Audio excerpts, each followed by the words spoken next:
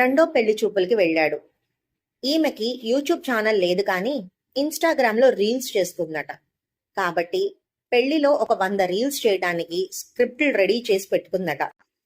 అలాగే తన స్నేహితులు మండపంలో ఎక్కడ పడితే అక్కడ రీల్స్ చేసుకోవడానికి ఒక్కొక్కరికి 10,000 చొప్పున స్లాట్ అమ్మి పర్మిషన్ కూడా ఇచ్చిందట.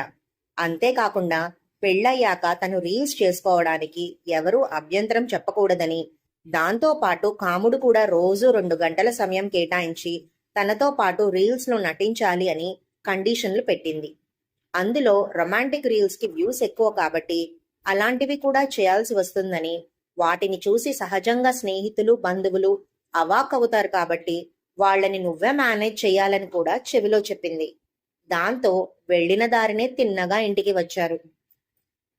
మరో పెళ్లి చూపుల్లో అమ్మాయిని కాలు కింద పెట్టనివ్వకుండా గారాబంగా పెంచాం.